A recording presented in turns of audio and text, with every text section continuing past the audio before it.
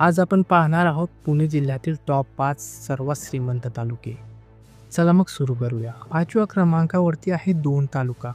पुण्याच्या पूर्व भागात वसलेला हा तालुका इंडस्ट्रीयल हब म्हणून ओळखला जातो.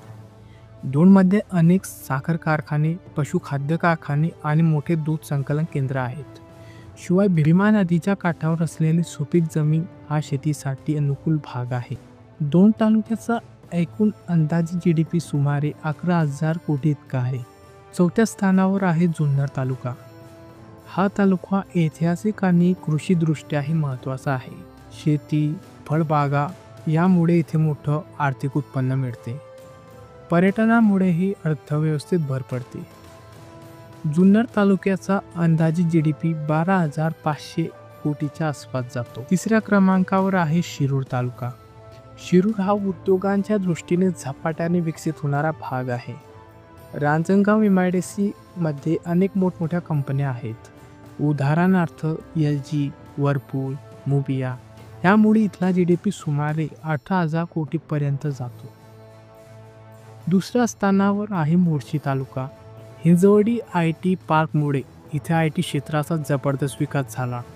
अनेक मल्टीनॅशनल कंपन्या इथे आहेत. फार्म हाऊस, रिसॉर्ट्स आणि हाय अँड प्रॉपर्टी प्रोजेक्ट्समुळे येथील जमीन आभाळाला भिडत आहे.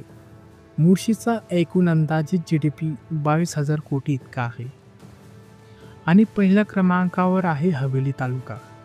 पुण्याचं शहरी केंद्र IT, उद्योग, शिक्षण, हेल्थकेअर आणि रिअल इस्टेट या सगळ्यांचा एकत्रित प्रभाव आपल्याला इथे पाहायला मिळतो. पुणे शहर, पिंपरी चिंचवड, हडपसर, वाकड, बाणेर, कोरेगाव पार्क या सगळ्या विकसित क्षेत्रांचा समावेश इथे होतो. हवेली तालुक्याचा अंदाजित GDP तब्बल 1.2 लाख कोटीपेक्षा जास्त आहे. मित्रांनो, ही होती माहिती पुण्यातील टॉप 5 श्रीमंत तालुक्यांची. तुम्हाला यापैकी कोणता तालुका सर्वात जास्त आवडला कमेंटमध्ये नक्की सांगा. व्हिडिओ आवडला असेल तर लाईक, शेअर आणि सबस्क्राईब करायला विसरू नका.